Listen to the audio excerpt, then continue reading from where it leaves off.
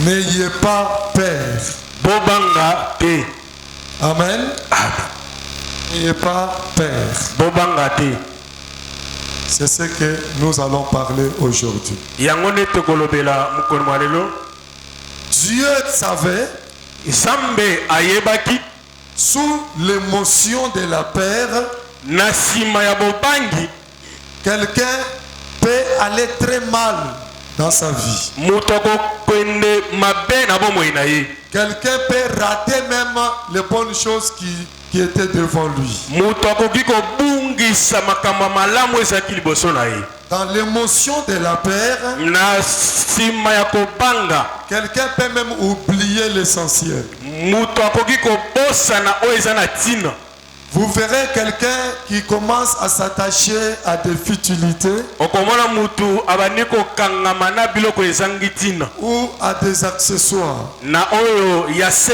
C'est pourquoi c'était une parole inspirée. Ezalaki nde lilobo oyo epemaki kati na yango. Celui qui dit n'ayez pas peur, Oyo azoloba ete kobanga te ce n'est pas le gouvernement du pays. eza gouvernement ya mboka te. Est-ce que vous comprenez? Amen. Ce n'est pas ton ancêtre qui te dit ça. Eza koko na yo mutu azoyi biso yango te. L'homme peut aussi dire ce que Dieu a dit, Mutu mpe akoki koloba oyo nzambe alobi awa. mais ce que l'homme dira, Mais oyo mutu akoloba peut-être ça n'aura pas des effets. ekozala na misala te. Mais si ce que Dieu a dit, Mais na oyo nzambe alobi toute parole de l'Éternel maloba nyonso ya yawe est accompagnée des effets. elandisami na misala. La parole de Dieu ne vient jamais seule. Liloba na nzambe eyaka yango moko te. C'est pourquoi l'Éternel lui-même déclare Yango wana yawe atatoli alobi que je suis derrière ma parole ete naza na nsima ya maloba na nga pour l'accomplir. na ntina ete nakokisa yango. Je veille sur là. nazosenzela likolo na yango. Dieu veille sur sa parole. nzambe azosenzela likolo ya liloba na ye. Et Dieu ne peut jamais se contredire dans sa parole. nzambe akoki kobongola te na maloba na ye. Nous avons vu beaucoup de gens, mes frères et sœurs, tomona bato ebele bandeko basi mpe mibali qui se sont eux-mêmes contredits dans leurs paroles. baluki na baloba na bango moko. Mais Dieu, me nzambe il reste le juste dans sa parole. atikalaka sembo na liloba na ye. C'est celui qui a déclaré cette parole. ye nde atatola liloba oyo. N'ayez pas peur. bobanga te. Est-ce que tu peux dire à ton voisin, ye biso aza pembei na yo n'ayez pas peur? kobanga te. Parce qu'il y a même les gens qui prient, eza na bato mosusu bazosambela mais sous les effets de la peur. me na se ya bobangi. Vous avez déjà remarqué ça? bosi bomona yango Peut-être dans ta vie, ntango mosusu na bomoi na tu yo as déjà expérimenté cette chose. osi omona yango biloko oyo. Tu as fait un mauvais rêve oloti ndoto ya mabe et quand tu te réveilles, ntango otelemi tu pries, osambeli tu sens ton corps là qui tremble. ozoyoka nzoto ezolenga. Tu fais une prière par les effets de la peur. osali losambo na nsima ya bobangi. Oui, même moi j'ai déjà senti ça. ngai mpe na ntina eyoka yango Sincèrement. ya solo. Parce que nous avons un corps toza na nzoto oyo qui peut être effrayé, oyo mpe ekoki kobanga qui peut trembler. ekoki mpe kolenga. Ce que Dieu fait, me oyo nzambe asalaka que nous puissions nous tranquilliser, na ntina ete tozala na kimia nous maîtriser tosala na esika moko pour surmonter toutes les étapes. na ntina ete tomata likolo ya bimekemeno Est-ce que nyonso. vous comprenez? amen. Dieu nzambe fait que nous soyons calmes azosala ete tozala kimia pour agir intelligemment na ntina ete tosala na mayele afin d'éviter des erreurs. na ntina ete toboya bambeba. Dieu fait nzambe alingi que nous soyons calmes, na ntina ete tozala na que nous kimia soyons posés na ntina ete tozala esika moko pour être très forts na ntina ete tozala makasi et pour réaliser de grandes actions. na ntina ete tokokisa makambo ya minene. C'est pourquoi il dit à Israël, yango wana alobi na israele Israël a quitté le pays d'Égypte. alongwe na mboka ya Egypte. Vous connaissez l'histoire, oyebi lisolo malamu comment Israël était en Égypte, ndenge israele ezalaki na Egypte, comment il a souffert, ndenge nini anyokomaki, comment il a été maltraité. ndenge nini banyokolaki ye. Mais le temps de de la délivrance avait sonné, mais tango ekokaki ya bokangolami, lorsque le temps de la délivrance a sonné, tango ya bokangolami ebeti, même dans le parcours de la délivrance, ata na nzela ya bokangolami il y aura toujours des problèmes. ekozalaka na makambo. Est-ce que vous comprenez? Amen.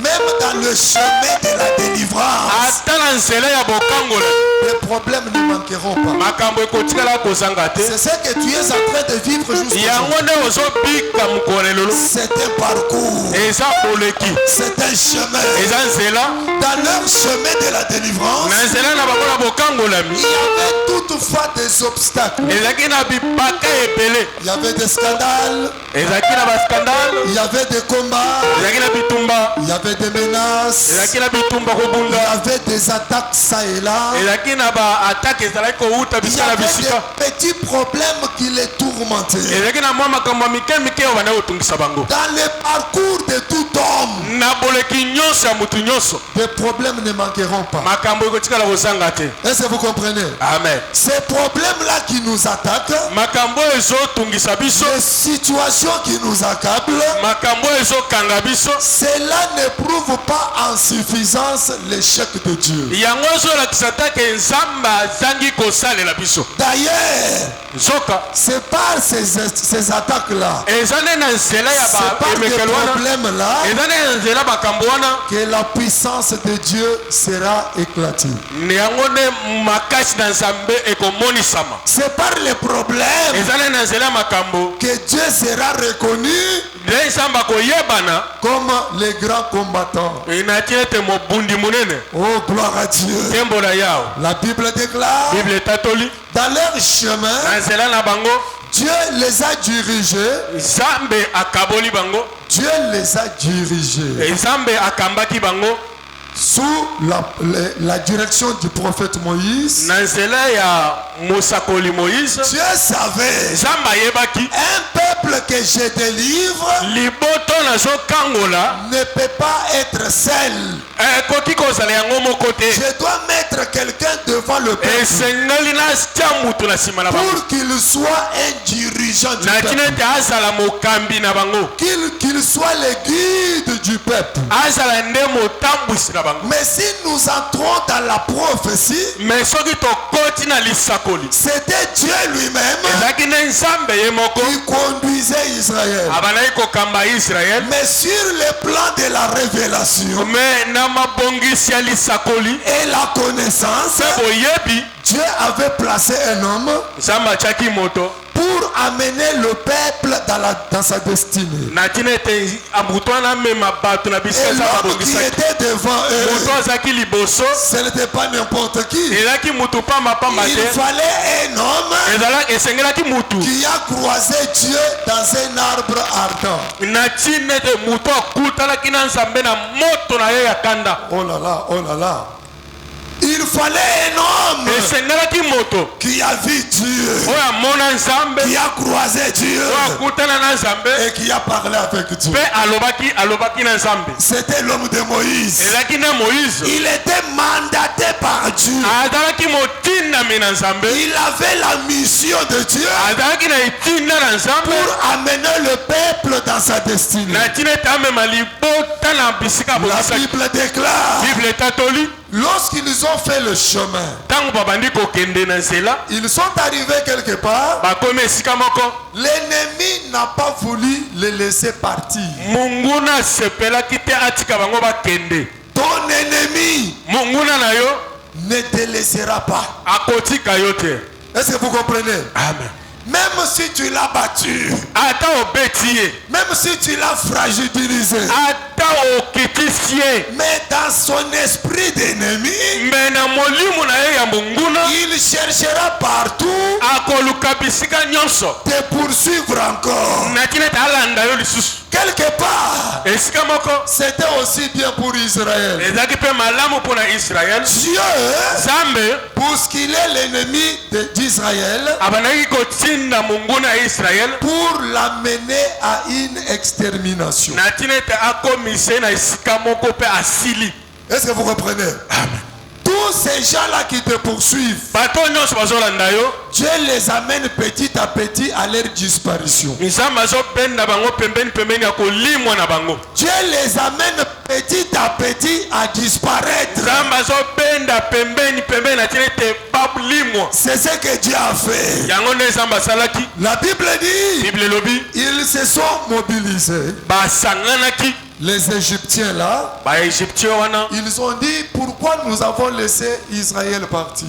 balobi ete mpona nini totiki israele akende. Nous devons encore les suivre esengeli tolanda bango lisusu et les ramener ici en na Égypte. tina ete tozongisa bango lisusu na egypte. Le plan du diable, mabongisi ya satana c'est de te ramener dans les ténèbres. eza amema yo na molili. Le plan du diable, mabongisi ya diabolo c'est de te ramener dans son camp. eza nde amema yo bisika ye avandaka. Le diable n'est pas content diabolo asepelaka te quand tu es sorti de son camp. ntango yo obimi na ngambu na ye. Quand tu vas vers Dieu, ntango yo okende epai na nzambe. quand tu commences à faire un chemin avec Dieu. ntango obanda kosala nzela moko na nzambe. C'est pourquoi l'Égypte s'est levée yango wana egypte atelemi pour combattre, poursuivre Israël. abandi kolanda israele. La Bible déclare, bible etatoli ils ont pris un chemin long. bazwi nzela moko ya molai. C'était un chemin du désert. ezalaki nzela moko ya esobe. Le chemin du désert, nzela ya esobe ce n'était pas un raccourci, ezalaki nzela ya mokuse mais te. c'était un très long chemin. ezalaki na nzela ya molai. Pourquoi Dieu les a amenés dans un chemin long? mpona nini nzambe amemi bango na nzela ya molai. C'est pour que Dieu ezalaki ete nzambe leur démontre alakisa bango sa grandeur monene na ye et sa puissance. mpe makasi na ye. Dieu peut accepter nzambe akoki kondima que tu traverses des moments durs. na tina ete oleka na ntango ya pasi. Ce n'est pas pour te tuer, eza mpona koboma yo mais te selon Dieu, me kolandisama nzambe il voulait t'amener là-bas amemi yo wana pour te faire voir sa na tina grandeur ete alakisa yo monene na et ye sa puissance. mpe makasi na ye. C'est dans le chemin du désert ezali na nzela esobe que Israël ke israele a expérimenté la grandeur de nde Dieu. amonaki monene na nzambe. Est-ce que vous comprenez? amen. Beaucoup de miracles de Dieu sur Israël bikamwa ebele likolo ya israele se sont passés dans le chemin du désert. elekeli na nzela ya esobe. Est-ce que vous comprenez? Amen. Je dis bien beaucoup de miracles. nalobi bikamwa ebele Parce que tout ce qui s'est passé dans le désert, oyo nyonso elekaki na esobe c'était trop fort. ezalaki ya makasi. Ça montrait toujours la dimension supérieure de Dieu. ebandaki kolakisa monene na nzambe. Ça démontrait la capacité infaillible de Dieu. ebandaki kolakisa makoki oyo esukaka te ya nzambe. C'est ainsi qu'ils sont arrivés quelque part. yango nde bakomaki esika moko Ils ont trouvé une mer rouge. bakutanaki na mai ya monene ya Et mer rouge. le mer rouge là, mai ya monene ya rouge c'était une grande eau. ezalaki mai ya monene. Pour la traverser, mpo okatisa yango traverser seulement la mer rouge, kokatisaka mai ya mer rouge ça pouvait demander au moins 15 km. esengalaki nango 15 km. Est-ce que vous comprenez?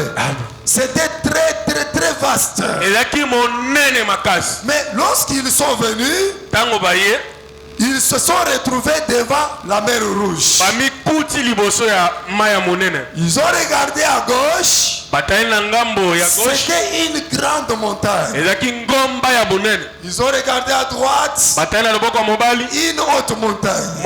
ngomba mosusu ya monene. Lorsqu'ils sont en train de réfléchir, ntango babandi kokanisa qu'est-ce qu'il faut faire? esengeli tosala nini, Ils ont regardé en arrière. batali na nsima Ils ont vu les chars de combat bamoni bashare ya bitumba qui étaient en train de les suivre ebandaki kolanda bango avec l'armée de l'Égypte na mampinga ya baegyptien pour les attraper encore. na tina ete bakanga bango lisusu. C'est par là que la Bible dit nde bisika bible elobi tous les enfants d'Israël, bana nyonso ya israele ils étaient stupéfaits.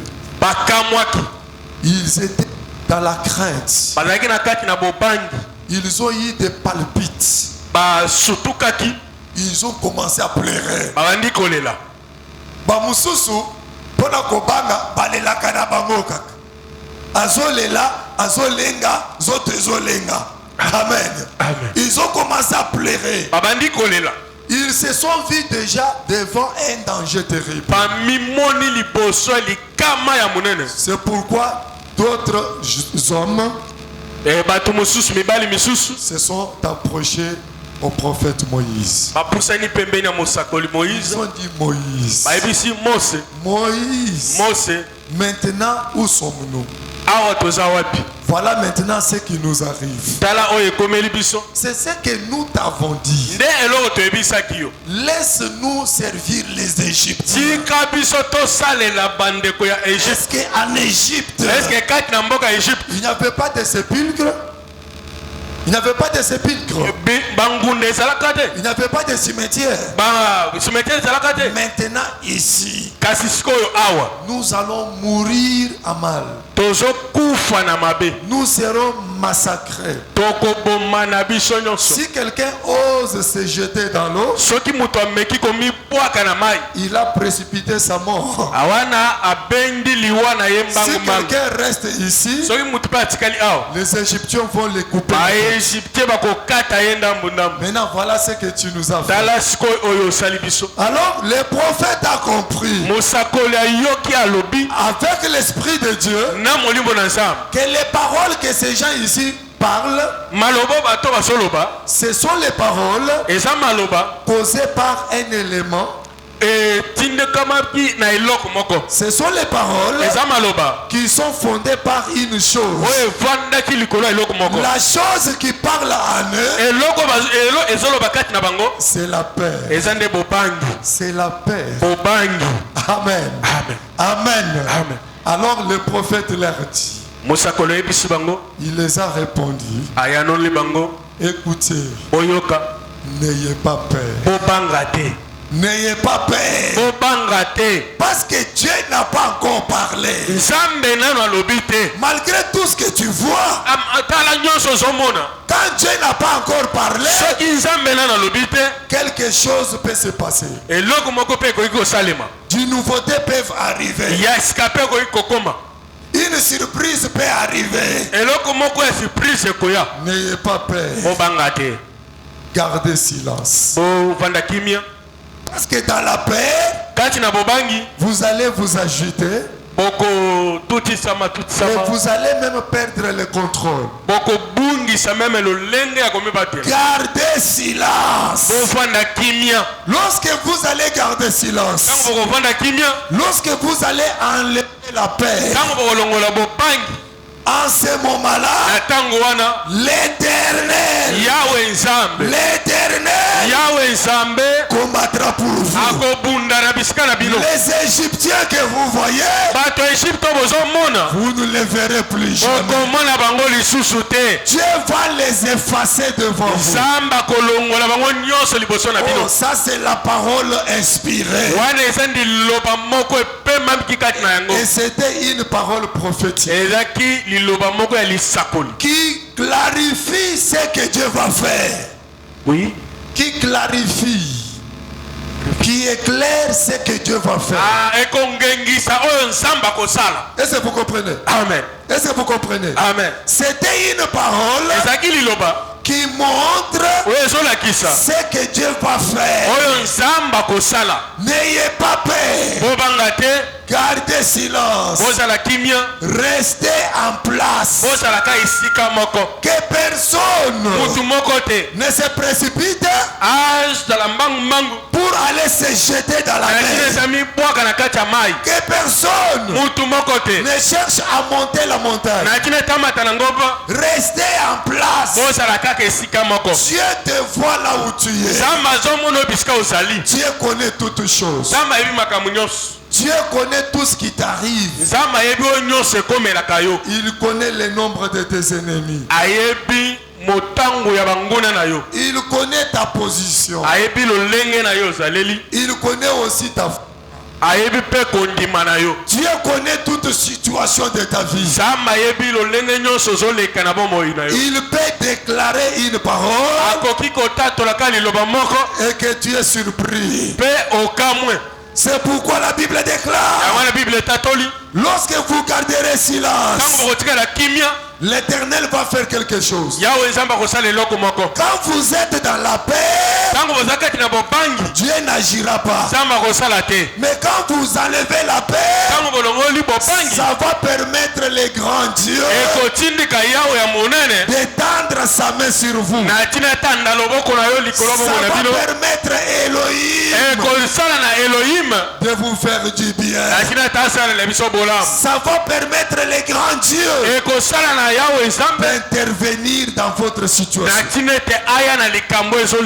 Les Égyptiens que vous voyez, vous ne les verrez plus. Ce matin, je dis à quelqu'un, toutes les situations compliquées qui sont devant toi, à la prière d'aujourd'hui, Dieu va effacer tout ça devant toi. Tu ne le verras plus jamais. Et tu vas accepter que la parole de la Bible, elle est une vérité. Qui a dit Amen? Amen. Qui a dit Amen? Amen. Je connais un homme de Dieu. Que Dieu te bénisse. Cet homme de Dieu là, il a écrit son ouvrage intitulé La Bible est pour aujourd'hui. C'est-à-dire, il voulait dire que les paroles de la Bible sont applicables aujourd'hui, ont des effets aujourd'hui. Cet homme de Dieu là, c'était Idaos de Nigeria. Alors, qu'est-ce qui s'est passé? Il prêchait à la télé. Il déclarait à la télé les paroles de l'évangile, les paroles pour son pays.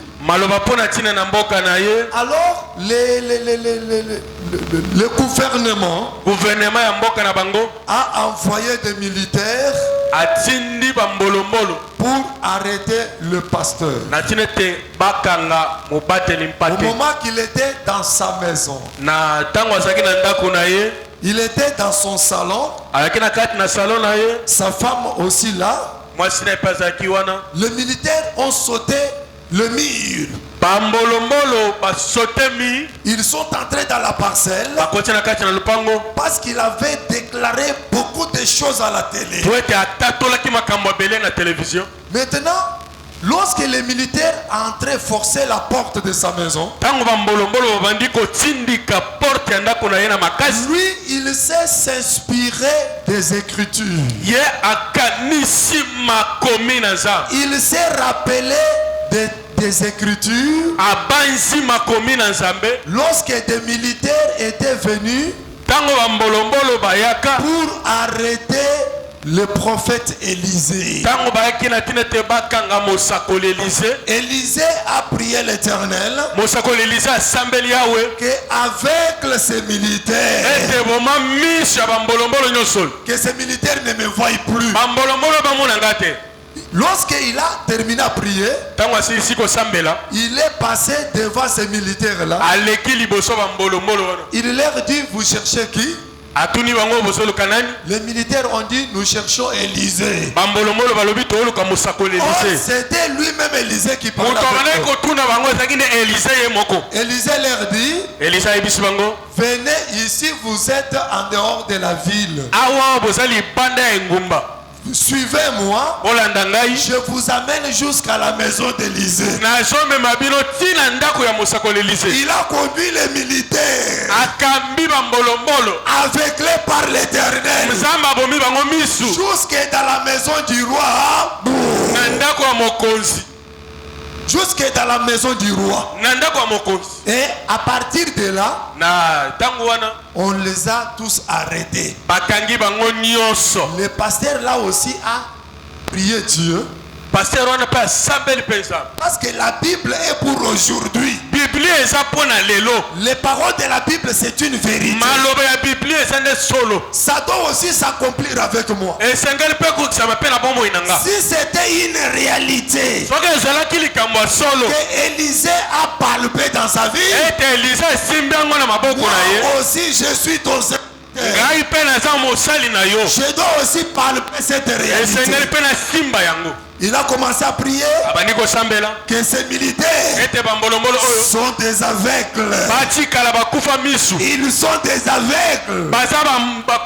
Au nom de Jésus-Christ, ils ne me verront plus. Lorsqu'il priait, il intercédait. Les militaires sont entrés dans le salon. Ils ont regardé dans les chaises. Ils ont vu seulement la femme. Or que le pasteur était là sur la chaise. Ils ont demandé à la femme, où est ton mari? La femme regarde son mari. Son mari concentré dans la prière. Dans le charisme. Il était là. Il bougeait les lèvres. Que ces gens sont des aveugles. Ils sont des aveugles. Au nom de Jésus de Nazareth.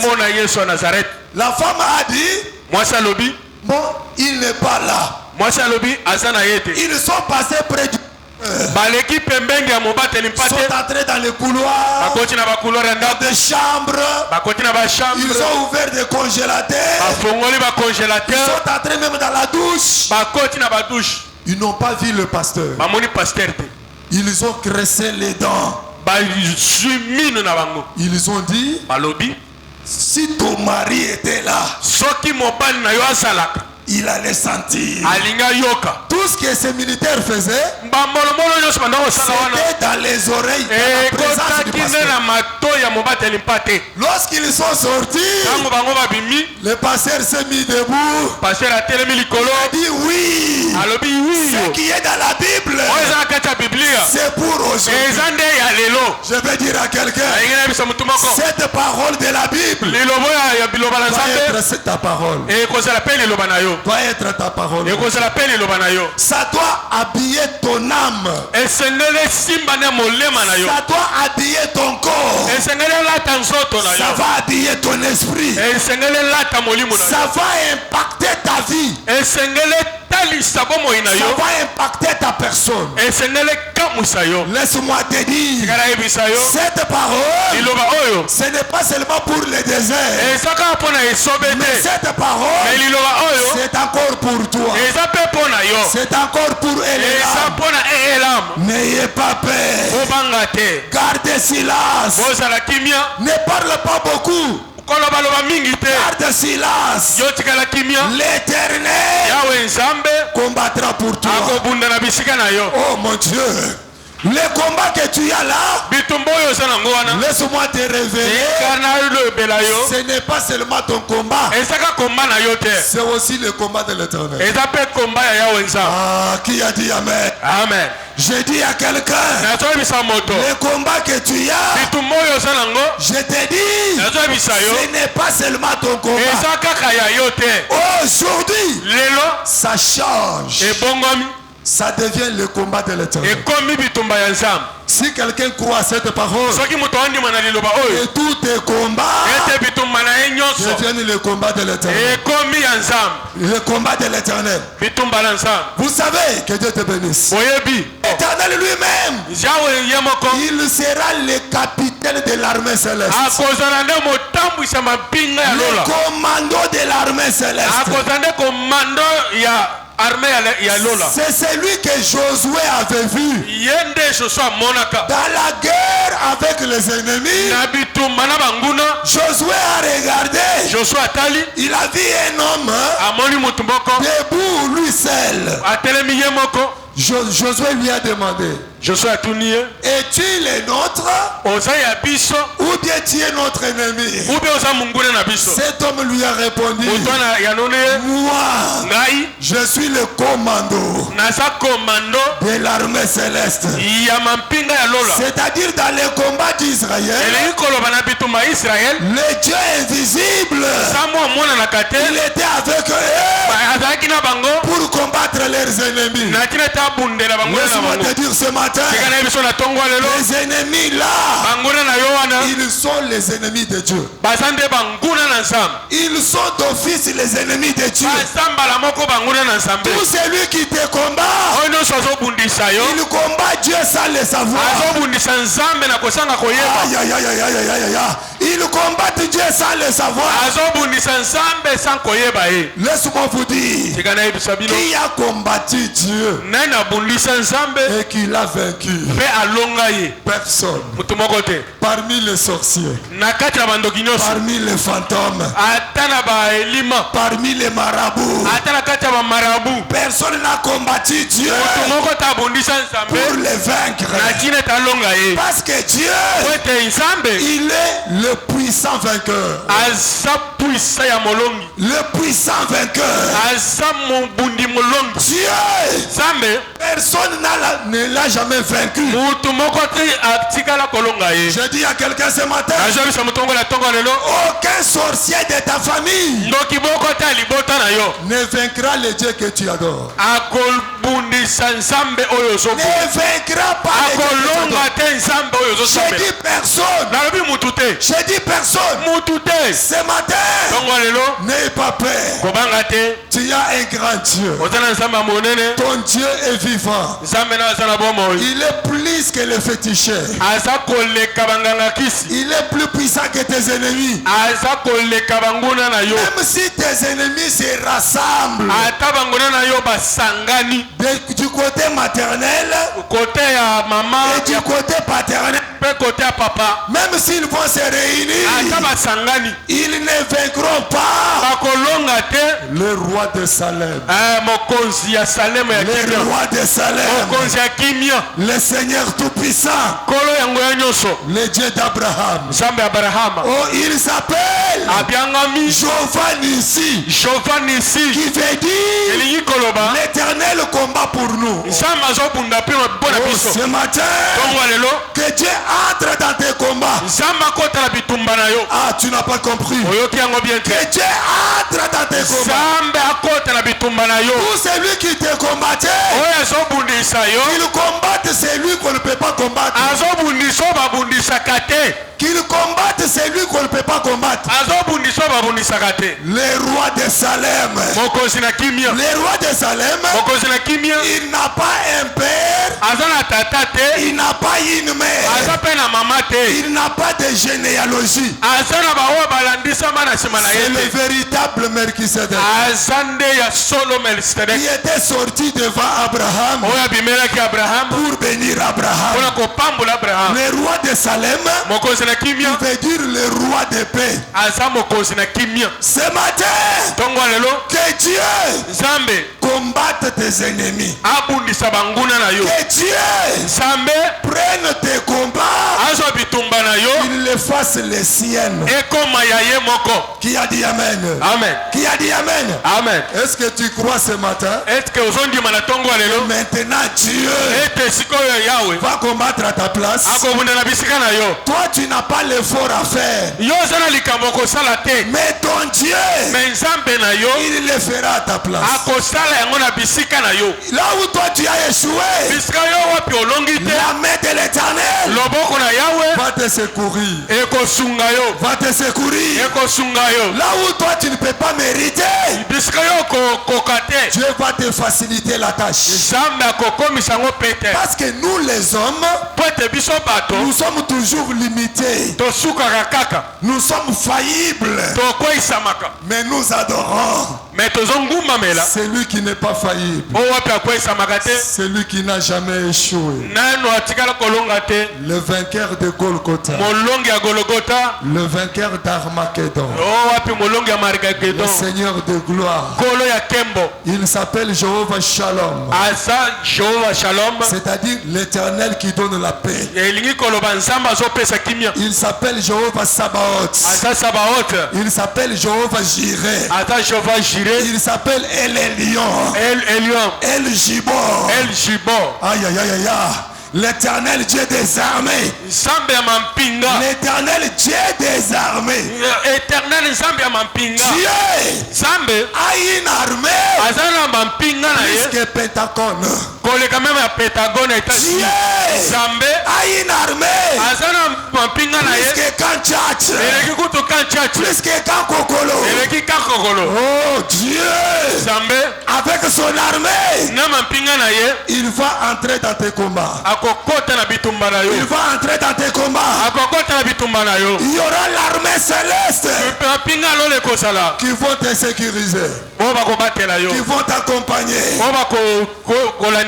L'Éternel dit, gardez silence, n'ayez pas peur. Les Égyptiens que vous voyez, vous ne les verrez plus jamais.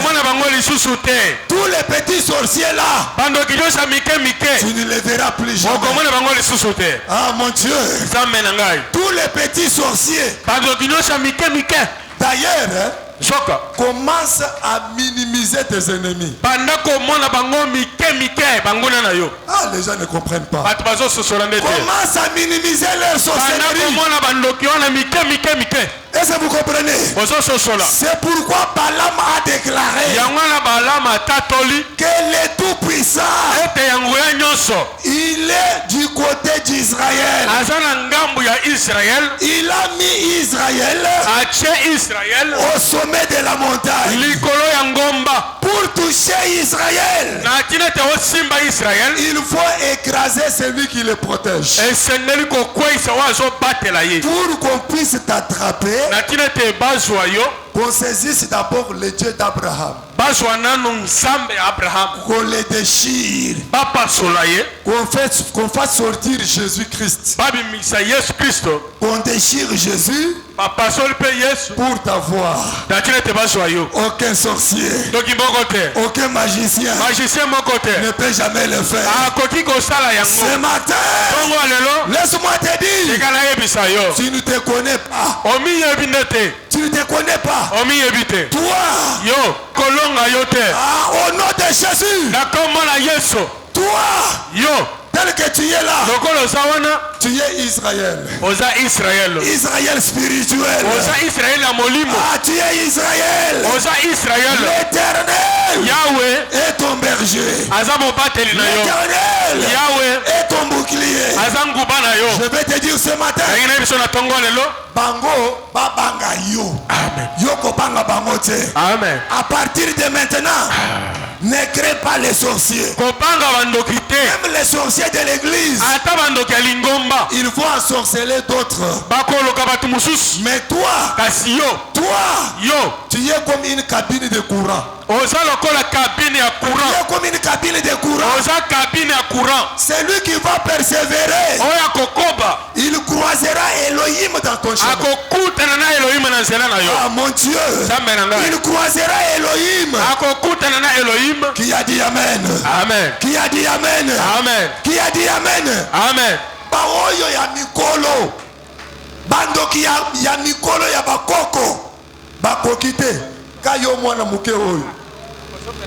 Peut-être mwana oyo memi, mwana oyo le ici.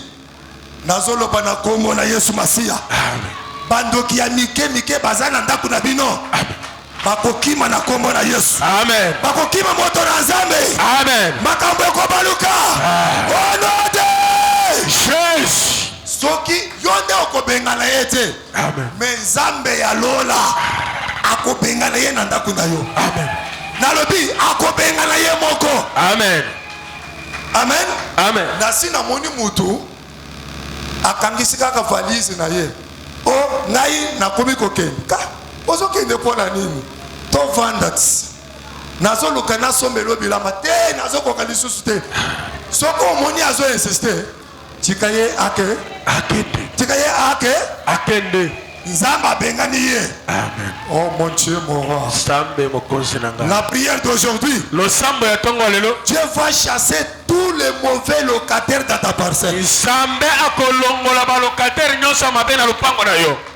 La prière d'aujourd'hui, tous les émissaires de Lucifer dans ta maison, ils sont venus je ne sais pas d'où. Dieu lui-même va les chasser de ta maison.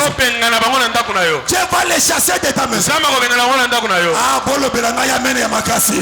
Amen. No ba mene ya makasi. Amen. Bando kinyonsi ya mike mike. Basuka. Basuka. Ils ne vont pas traverser la ligne rouge. Tu sais la ligne rouge que nous avons mis devant eux, c'est les 14 jours. C'est les 14 jours. C'est les 14 jours. Nous avons mis une ligne rouge. Vous n'allez pas traverser. Vous allez laisser le peuple dans la paix. Ils sont appelés par Dieu pour vivre le bonheur, pour se réjouir. Ah, Zambe Yalola. Akwata bitumba na yo. Amen. Bando kinyonso. Ba enemi nyonso. Ba kima musika na yo. Amen. Amen. S'ils étaient debout, qu'ils tombent à genoux. Qu'ils tombent à genoux. Mais toi qui étais à genoux, tu dois te lever debout. Tu dois te lever debout. Pour la gloire de Dieu. Laisse-moi te dire, Dieu va regarder ton cas. Dieu va regarder ton cas. Mais toi, n'ayez pas peur. Ma beke ozo banga banga fort. Mususu, omoni olia sambela, akobimake. Bino, ayebi bino te. Soki nazala nyongo na bino, boya na moyi. Ngai, te biloba loba. Yo loba ke. Aucune sorcellerie, aucune magie ne peut rien contre moi. Ne peut rien contre moi. Moi, je suis de Dieu. Moi, j'ai la semence de Dieu. Moi, je n'ai pas la magie. Je ne connais pas la sorcellerie. Je connais un seul qui était mort sur la croix, qui a versé son sang, l'homme de Galilée, l'homme de 33 ans, le Seigneur de gloire. C'est celui que moi j'aime. C'est celui que moi j'adore. Moi dans mon cœur, j'ai seulement une pensée: adorer le Seigneur Jésus, servir le Seigneur Jésus. Alors tous les sorciers, tous les ennemis, ils ne peuvent rien contre moi. D'ailleurs, ce n'est pas à moi qu'ils vont attaquer. Ils ont attaqué celui que j'adore, celui que je prie. Je veux dire à quelqu'un, tous les ennemis que tu regardais, ainsi dit le Seigneur, tu ne les verras plus jamais. Tu ne les verras plus jamais. Nazo bela mutu moko. Zamba ko balaye bankuna na yo nyonso.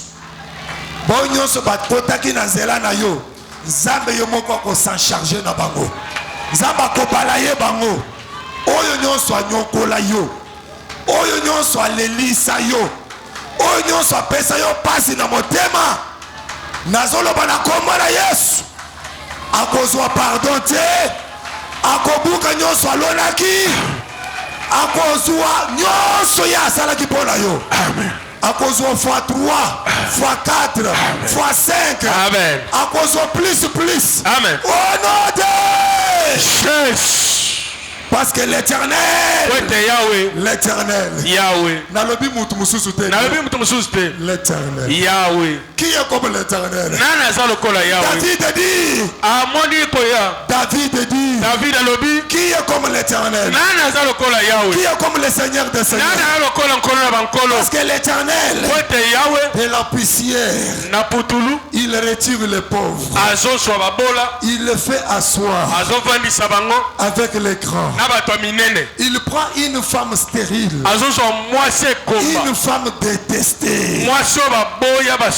Il fait d'elle une mère des enfants. Qui est comme l'éternel?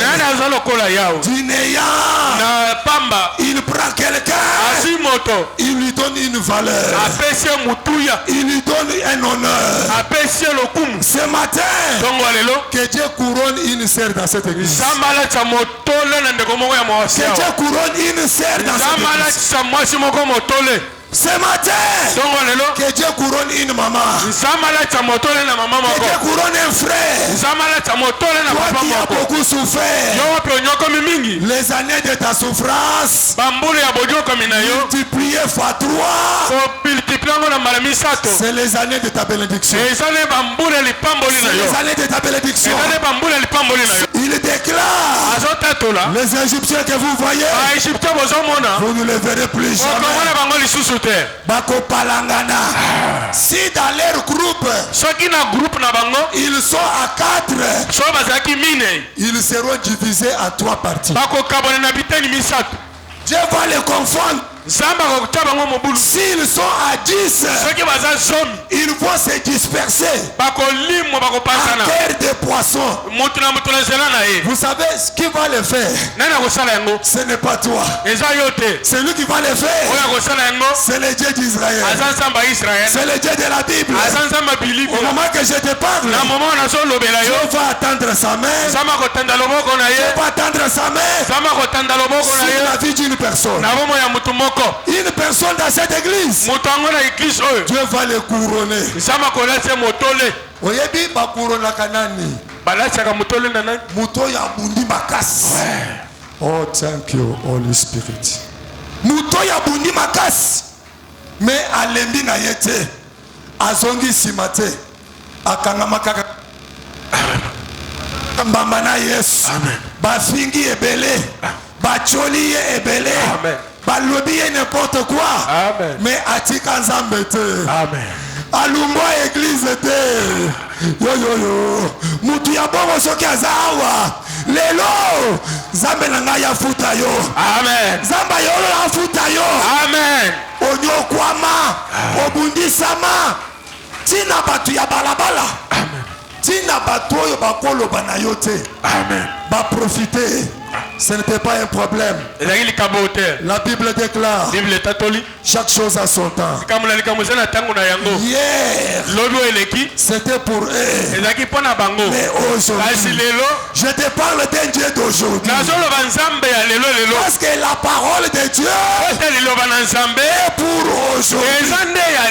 Oh, ce matin, que cette parole de la prophétie soit pour toi. Soit pour toi. Ça va s'accomplir. Aujourd'hui. Zambe ya lelo. Zambi wa lelo. Amen. Zambi wa lelo. Hey. Zambi wa lelo. Amen. Zambe ya lelo. Zambe ya lelo. Katore tu sambila nzambi wa kalakala to. Tozo sambela nzambe ya kalakala te. Katore tu sambila nzambi wa bala to. Tozo sambela nzambe ya bala te. Turi tu sambila nzambi. Tozo sambela nzambe. Nzambi wa moyi. Nzambe ya bomoi. Nzambi wa jinanga. Nzambe ya bolimo. Nzambi wa lusa. Nzambe ya mawa. Nzambi wa bukola. Nzambe ya nguyenyo. Nzambi wa bishima. Nzambe ya bikamwa. Chipinga baloji. Oh. Chimpinga baloji. Oyo bakwe sakayete. Senda wa muntu. Amen. Chulobu cha makanda. Hey, Mwenyezi Mola, mfalme. Hey, Zambe huu wakwambu mwakulukai. Alléluia. Amen. Un Dieu merveilleux. Zambe ya malam. Un Dieu merveilleux. Zambe ya malam. Le Dieu d'aujourd'hui. Zambe lelo. Il a dit ça voisin. Léo, qui tu t'a fait? Les gens là qui voyaient que tu t'amuses. Les gens qui voyaient que tu t'amuses. Ils vont regretter. Ils vont regretter. Ils vont regretter. Toi tu ne t'amuses pas. Toi tu cherches Dieu. Tu aimes Dieu. Le Dieu que tu adores. Le roi Darius a demandé Daniel, serviteur de Dieu. Ton Dieu là que tu adores. T'a-t-il délivré? Le roi a entendu une voix qui répondait: oh roi, l'Éternel, mon Dieu, m'a trouvé innocent. M'a trouvé innocent. Je n'ai pas un problème avec quelqu'un. Tous ceux qui me combattent, moi je suis innocent. Mon Dieu m'a délivré. Le Dieu de Daniel, qu'ils sont aussi ton Dieu. Le Dieu d'Israël, qu'ils sont aussi ton Dieu. Aujourd'hui, nalobi kaka lelo bango nyonso bayeba ke nzambe na yo aza nzambe la bomoi. Nzambe ya Yesu Kristo aza nzambe ya solo. Amen. Nzambe ya Yesu Kristo afutaka. Amen. Nzambo ya futaka. Amen. Akofuta yo mafinga nyonso bafinga yo. Amen. Mon Dieu, Nzambo akofuta yo soni nyonso ozwa na vie. Amen. Bayo nyonso baseka yo bango ne bakosala le publicité. Amen. Langage na bango eko changer. Amen. Ba mususu bakose repentir. Bakofukama, bakonguluma. Ti basenga yo pardon. Amen. Et je prophétise quelqu'un. Si parmi tes ennemis quelqu'un ne vient pas lui seul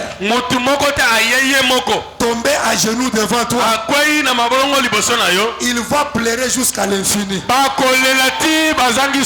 Il va pleurer jusqu'à l'infini.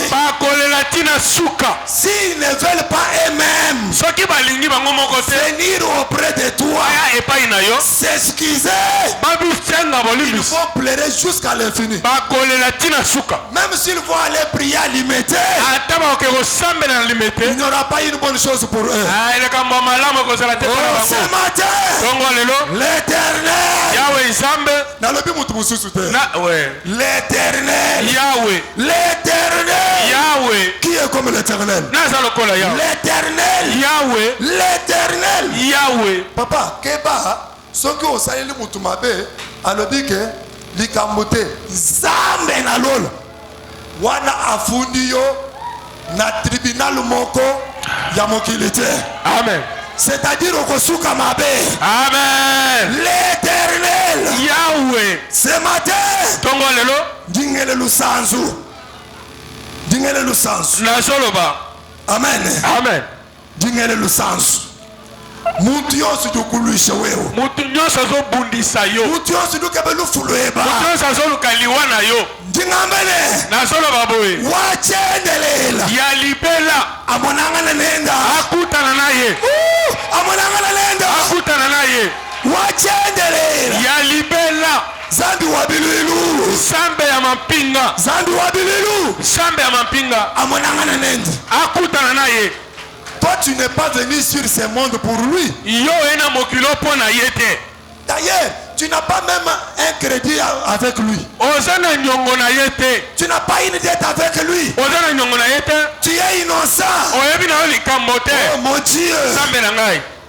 Dieu ne peut pas abandonner les justes. Dieu n'abandonne pas les justes. Qu'il te fortifie ce matin. Qu'il t'accorde la victoire. Là où tu vas passer, que les signes de victoire restent.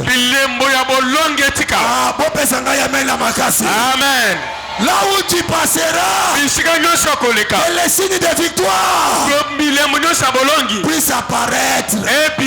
L'Éternel dit, ne craignez point, n'ayez pas peur, gardez silence, ne se change pas de parole.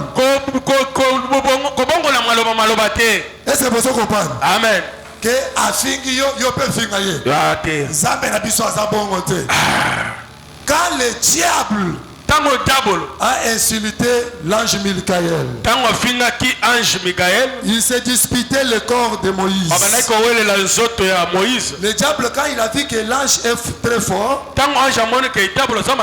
il a commencé à amener l'ange dans un terrain glissant, un terrain des injures. Mais l'ange a compris, il est en train de me chercher dans les pistes qui est pour lui. Il a dit que l'Éternel te réprimande. Que l'Éternel te réprimande.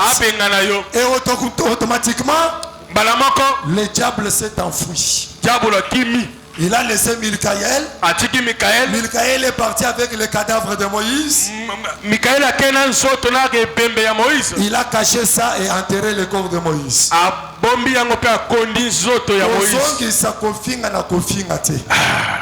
Est-ce que vous comprenez? Amen. Au monitour, Zambe akobundela yo. Amen.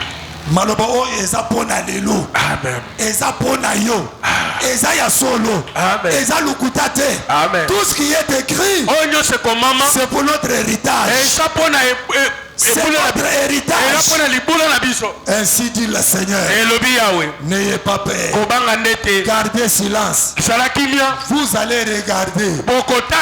Oh mon Dieu. Cette fois-ci, tes yeux vont voir. Toi-même tu dois regarder la délivrance de Dieu, la grandeur de Dieu, la puissance de Dieu, le miracle de Dieu. Les Égyptiens que vous voyez, vous ne les verrez plus jamais. Vous ne les verrez plus jamais. Tala okokote lisusu na mabulu na bangote. Tala okokwe lisusu na mitamu na bangote. Amen. Ba piège mike wana okosote yango nyonso na kombo na Yesu. Amen. D'ailleurs yango nyonso epepa na kombo na Yesu. Amen. Tosopela yango mai ya molimo mosantu na kombo na Yesu. Amen. Bakisi na bango ekoti mai na kombo na Yesu. Amen. Kindoki na bango ekoti mai na kombo na Yesu. Amen. Et baby, oh Lord, Jésus. Oh Lord, Jésus. Pour terminer, il y a la paire des visibles. Non, la paire des visibles, c'est-à-dire de ce qu'on voit. Ok?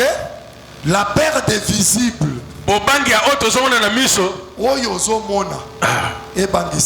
Amen. Est-ce que vous comprenez? Amen. Nous vivons pas de ce que nous voyons. Mais nous vivons de ce que nous croyons. Or, croire, la foi, c'est l'assurance des choses qu'on espère et une démonstration de ce qu'on ne voit pas. Atana moni elokote, ngai na kotatola, eloko ya malambo eza pona ngai. Ngai na kopambola ma. Amen. Ce que tu vois, ça ne puisse pas t'effrayer. Il y a la peur d'être le premier. Est-ce que vous comprenez? Amen. Est-ce que Nikamouane n'a sala en déjà? Pour y a sala, il faut que Moussou soit sala. Zamba zabongote. Amen. Ata oyo nanu batu basala te. Mais Zambe à cause de kaka yo. Obimi mutu ya liboso. Amen. Est-ce que vous comprenez? Amen. Zala mutu ya liboso na famille na yo. Amen. Ya kosala makambo. Oye bakoko basala te. Amen. Oye baboti basala te. Amen. Na memi mwasi moko na moto. Azo yebisa ngai ke papa na ngai na mama basepelaka kozala taka na bana basi. parce que ngai mwasi na yaya na nga mususu to sali makambo pe tozo sala makambo oyo ba mibali bakotelema ti ngai nde nazofuta ndako ya baboti na ngai nde nazotangisa baleki na ngai nazosala makambo moko. C'est pourquoi papa akumisaka nzambe mpona biso zala mutu ya liboso ya kolongola soni ya famille. Zala mutu ya liboso ya kopesa valeur na famille na yo. Amen. Oyo bakulutu bakoka te yo okoka yango. Amen. Onote Jesus. Oyo batu basala te yo na nzambe ya lola osala yango. Amen. Pe kosimba. Amen. Okoresu. Amen. Parce que ce n'est pas ton problème. Ce n'est pas ton combat. C'est le combat de l'Éternel. Et comme il y a Nzambe. Amen. Chilumbu cha Nzambe. Chilumbu cha Nzambe. Yoba amene la kombo la Yesu. Amen. Yoba amene la kombo la Yesu. Amen. Tu peux être le premier à faire ce que les autres n'ont jamais fait. Nalobakati lelo na famille na ngai tolongolo côté ya ba maman mais côté ya papa na ngai na yebate o ya sala mariage kolata voile azate mais ngai naza mutu ya liboso na famille ya kosala ngo. Amen.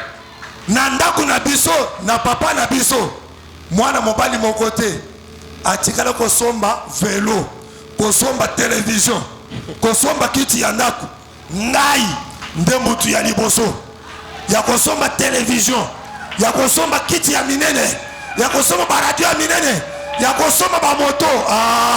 Zala mutu ya liboso na vie na yo. Amen. Zamela pamoja zala mutu ya liboso. Amen. Oyo bayaya basala te yo okosala yango. Amen. Oye bakoko bakoka te bana na yo bakotombola mitu. Amen. Bana na yo bakolongola soni na yo. Amen. Je prophétise. Je prophétise parmi des filles. Aucune fille ne sera enceinte. Aucune fille ne sera enceinte. Des filles seront honorées à mariage. Tu vas faire la fête de mariage de tes enfants. Je prophétise parmi des garçons. Il n'y aura pas un koulouna. Parmi des garçons, Dieu va susciter un apôtre. Dieu va susciter des prophètes. Dieu va susciter des députés. Dieu va susciter des directeurs. Mon Dieu, parmi tes enfants, il y aura un ingénieur. Mon Dieu, parmi tes enfants, il y aura un ambassadeur. Parmi tes enfants, il y aura un homme d'affaires. Il y aura un noble. Zamba futa yo na bana na yo nyonso. Amen. Bana na yo bazo lupemba ya Nzambe. Amen. Nzambe na ngai moboti mokote azawa. Parmi bana na yo bango nyonso bazo lupemba ya Nzambe. Amen. Bakende musika. Amen. Bakota bavio ya minene. Amen. Bakende bapoto. Amen. Bayoka na sango. Amen. Bayebana. Amen. Bazala batu minene. Amen. Bazala mikila te. Bakoma mitu. Nakati na bango bakozi babima. Bashefu babima. Onode. Jesus. Onode. Jesus. Ba diplôme ya licence. Ba diplôme ya doctorat. Epesa mela mabota na yo. Epesa mela bana na yo. Ozala na batu ya pamba pamba te. Ozala na batu ya malonga. Ozala na bana ya malonga. Okende liboso. Amen. Bana na yo bakokufa avant l'âge te. Amen. Je le prophétise. Bakobala. Bakobota. Bakokoma mibange. Bakokoma suki ya pembe. Tina ndenge yoko le simba. Bakokolo la yo nyonso. Onote. Jesus. Onote. Jesus. Liwa musika na yo. Bampiaka musika na yo. Tu vas regarder la délivrance de Dieu. Oh là là, oh là là. Tu verras la délivrance. Ainsi dit le Seigneur. Mais et puis, pour la soupe, ça, pour bandelelo, mouton bangi sur le sous-souté. Est-ce que c'est ça? Amen. Aza la mouton ya famille, na lobi na yo, abangi sur le sous-souté. Oh ya komeka cette fois-ci, akokuta na Nzambe ya Crispin. Oh ya komeka, akokuta na mupanga ya za. Cette fois-ci, okozala na kimia. Cette fois-ci, okoya munene. Cette fois-ci, okongala. École na yo ekongala. Cette fois-ci, okobosa na ba souffrance ya mike wana. Amen. Okobosa na bazala. Zamba pese yo ba provision na ndako. Zamba pese yo ba mbongo. Zamba pese yo ba héros. Zamba pese yo ba dollar. Zamba pese yo ba franc CFA. Zamba pese yo ba livre sterling. Amen. Oh Lord. Jesus. Oh ya ndimi. Etika la bombe na kombo na Yesu. Amen. La parole c'est pour aujourd'hui. Que Dieu vous bénisse. Est-ce qu'on reparle les sous? Est-ce qu'on reparle les sous? Oh bandokiwana. Yo zakuna te. Amen. Bazala te. Ozakuna te. Ozala bango kope te. Ozala bango groupe moko te. Amen. Yo ozana moi. Bango bazana molili. Zamba pambola bino. Amen. Zamba pambola bino. Amen. Est-ce que mouton reparle les sous? Et surtout pour papa qui s'arabatu que yo na seni yo boy pesa okomona yebise ke yo nde okomona oyo kanipona ngai yango nde okomona oh no de Jesus muto bangisa yote amen suki na yo ya mutu wana etangami epai na Nzambe amen moko te kokweya na se amen bakoresiri yote amen bazosala mangungu ya pamba bakokoka yote amen bakokweyisa yote Nzambe na ngai hey bakokweyisa yote oh no te Jesus nalingi natika molimo ezo yebisa ngai yebisa bango kopanga mangungu ya satana te asi ya Yeshua. Est-ce que vous comprenez? Assez, vous voyez que dans la vie, Satan a échoué combien de fois? Balebele kutu. Osala ki mwana babundi bakokite. Okoli, lelo kom bakokokate la koma na Yesu. Amen. Échec na bango eze ya libela. Amen. Jésus. Tango zolopa Jésus. Confusion ezolanda bango tina mboka. Oh Lord. Bako Yeshua kaka. Bango babenga mopona ko Yeshua. Mais biso tozana Nzambe. Ai kitisa mutu na yo. Bana ko tonda ka Nzambe. Bana ko remercier ka Nzambe.